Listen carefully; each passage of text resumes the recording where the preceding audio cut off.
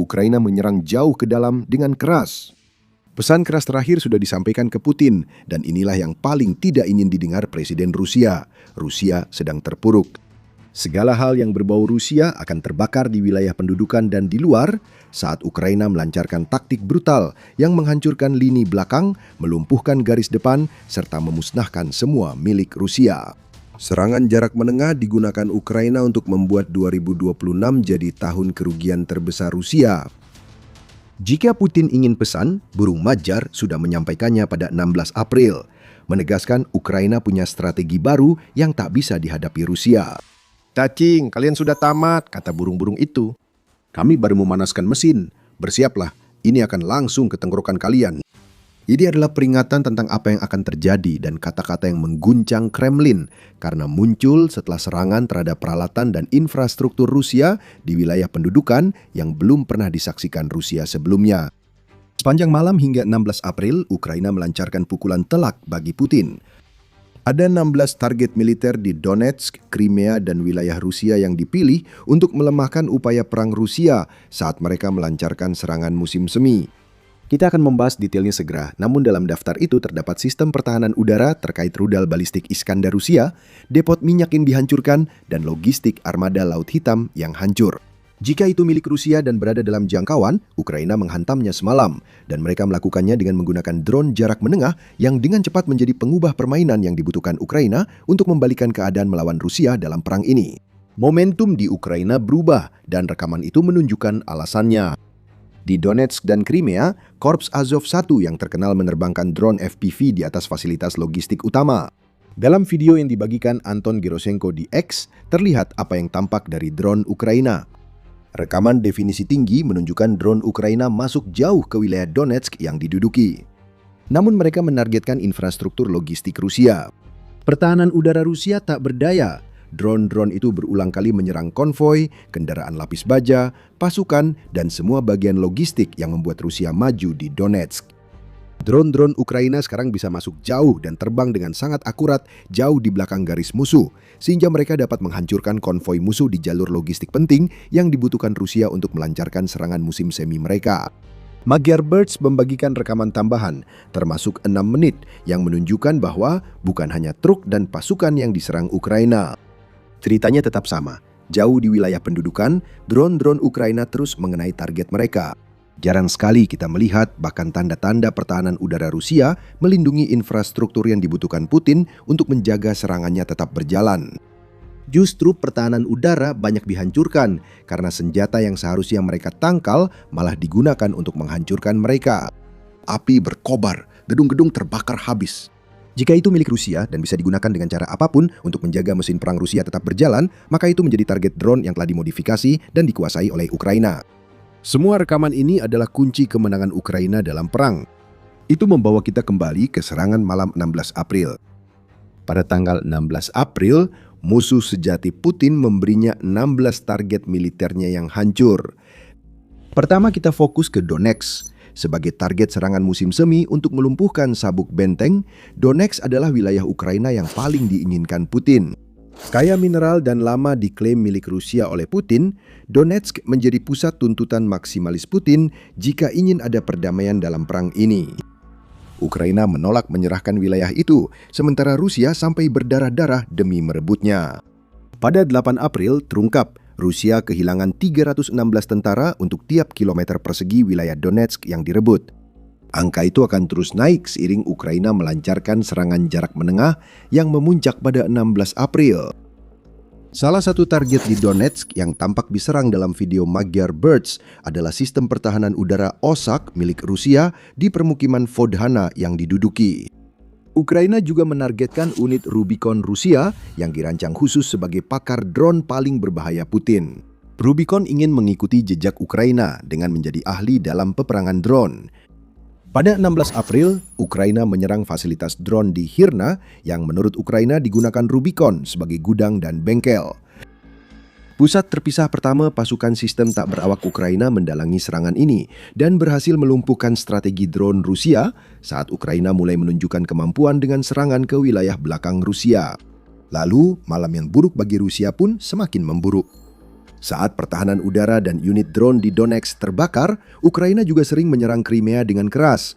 Crimea yang dianeksasi secara ilegal oleh Rusia sejak 2014, dulunya merupakan kunci strategi Putin di Ukraina.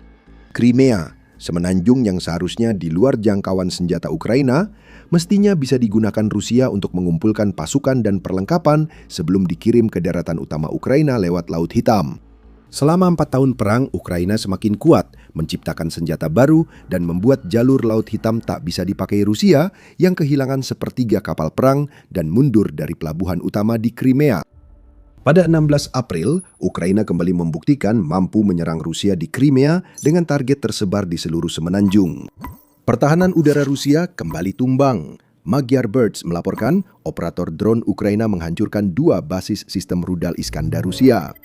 Rudal ini kerap digunakan Rusia dalam serangan udara beruntun ke Ukraina dari Crimea.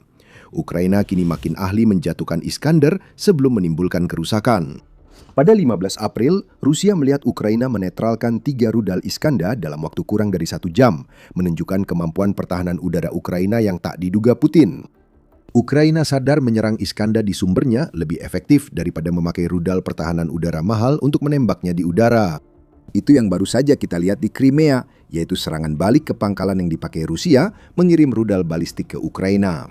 Jika pangkalan-pangkalan itu hancur, Rusia punya lebih sedikit opsi meluncurkan rudal Iskandar sehingga serangan udaranya lebih mudah dihadapi Ukraina. Ada strategi di balik pembantaian ini. Serangan Ukraina selalu bersifat strategis. Serangan seperti ini mungkin terjadi karena Ukraina telah lama melemahkan pertahanan udara Rusia di Crimea. Pada 16 April pun sama. Selain pangkalan Iskandar, Ukraina juga menghancurkan sistem pertahanan udara Pansir S-1 di Feodosia dan gudang amunisi yang digunakan oleh sisa armada Laut Hitam di Maziria. Artinya, Rusia kehilangan satu lagi sistem pertahanan udara yang bisa dipakai untuk membalas serangan Ukraina di Crimea, serta lebih banyak amunisi yang hilang dari armada yang sudah dibuat lumpuh secara taktis oleh kampanye Ukraina. Masih banyak lagi. Rudal, pertahanan udara, dan amunisi hancur pada 16 April. Tapi Ukraina juga menargetkan sumber daya terpenting Rusia di Crimea. Emas cair terbakar saat Ukraina menghancurkan depot minyak di seluruh semenanjung. Sebelum membahasnya, ini pengingat bahwa Anda menonton The Military Show yang memberi gambaran lengkap, bukan sekadar berita utama. Untuk wawasan lain seperti ini, silakan berlangganan saluran ini. Batalion ke-9 Ukraina dari Brigade ke-414 memainkan peran besar dalam serangan di Crimea. Mereka menargetkan 2 depot minyak, Hilboki Yar dan Oktyabrsky, sebagai bagian dari strategi Ukraina yang terus berjalan agar Rusia tak bisa menyalurkan minyak dan bahan bakar kepada pasukannya atau menjualnya ke negara-negara yang bisa memberi lebih banyak dana bagi mesin perang Rusia. Serangan ke depot ini menambah serangan pada infrastruktur minyak Rusia di kawasan Laut Baltik yang sudah berminggu-minggu terbakar. Ukraina masih terus menyerang infrastruktur Rusia di Baltik. 2 hari setelah depot minyak di Crimea dibakar, muncul kabar bahwa Ukraina telah menyerang pelabuhan Vysotsk di wilayah Leningrad. Rusia tampaknya tidak punya pilihan lain untuk mengirim minyak ke tujuan yang dibutuhkan. Ukraina masih melanjutkan serangan ke depot minyak Rusia setelah 16 April. Pada 18 April, Kiev Independent melaporkan bahwa serangkaian ledakan telah mengguncang kota pelabuhan Sevastopol yang merupakan tempat armada Laut Hitam ditempatkan sebelum mereka mundur dan melarikan diri dari serangan Ukraina yang terus-menerus. Depot minyak kota kini jadi target Ukraina, salah satunya terbakar setelah drone Ukraina mengenai sasaran langsung. Ini taktik serangan susulan ke target yang sama, khas Ukraina. Serangan keras itu diikuti serangan lagi ke target yang sama, bertujuan mengirim pesan kepada Putin bahwa upaya Rusia melindungi aset berharganya gagal. Drone-drone Ukraina bisa menembus pertahanan, dan ketika itu terjadi, akibatnya selalu menghancurkan. Oh, dan seolah-olah gelombang serangan Ukraina di Crimea belum cukup untuk merusak armada Laut Hitam, serangan terakhir mereka menghancurkan gudang amunisi yang digunakan oleh armada tersebut. Jadi, malam 16 April bukan waktu baik bagi armada Laut Hitam. Setelah dipaksa keluar dari Sevastopol, armada kehilangan minyak untuk operasi dan senjata yang akan menyerang Ukraina. Siapa butuh angkatan laut jika Ukraina punya drone yang bisa menghancurkan keunggulan laut Rusia? Komando militer Rusia di wilayah pendudukan pasti sudah lelah pada tahap ini. Drone Ukraina beberapa kali mengenai targetnya. Jika Rusia mengira akan lega setelah aset militernya di Crimea hancur, mereka keliru. Ukraina belum selesai. Di Zaporizhia, wilayah yang juga jadi target serangan musim semi Putin, sistem pertahanan udara Bukham-1 di permukiman Bahativka yang diduduki berhasil dihancurkan.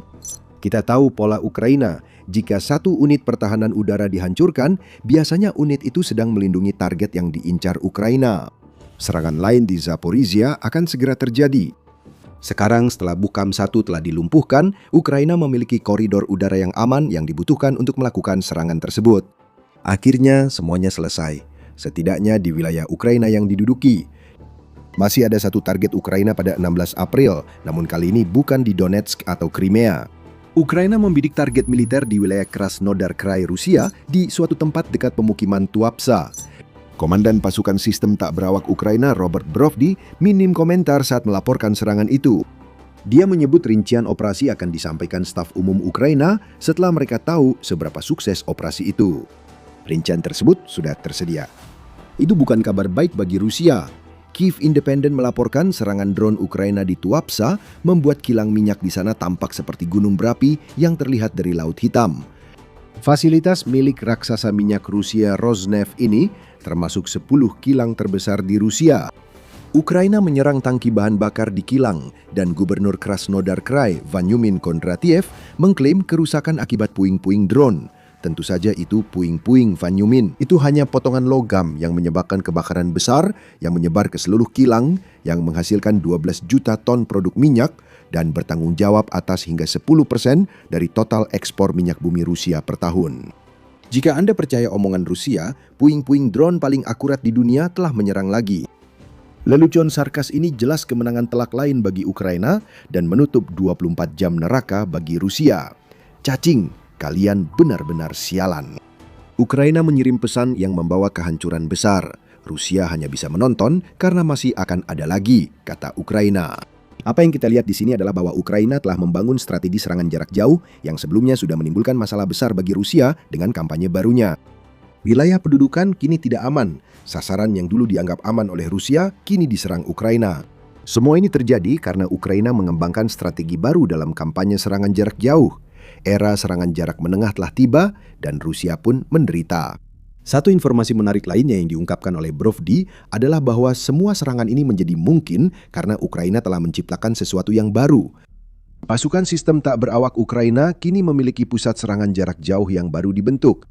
Pusat ini dirancang untuk mengintegrasikan opsi jarak jauh terhadap target bernilai tinggi menurut Euromaidan Press yang mengutip Brovdi. Dan pusat inilah kemungkinan alasan beberapa unit dapat berkoordinasi efektif dalam 16 serangan pada 16 April. Selain itu kita tak tahu banyak soal pusat tersebut. Brovdi jelas tak akan membocorkan rahasia yang bisa membantu Rusia menghadapi rangkaian serangan Ukraina berikutnya. Yang kita tahu, apa yang terjadi pada 16 April adalah hasil Ukraina mengembangkan kemampuan serangan jarak menengah yang sebelumnya tidak dimiliki selama sebagian besar perang dengan Rusia. Ukraina selalu berada di garis depan dalam pengembangan drone sejak Putin melancarkan invasinya. Drone jarak pendek buatan Ukraina kini jadi andalan di garis depan dan telah mengubah peperangan darat selamanya. Ukraina melanjutkan revolusi dengan menciptakan drone serangan jarak jauh yang kini bisa menyerang Rusia ratusan mil ke dalam wilayahnya.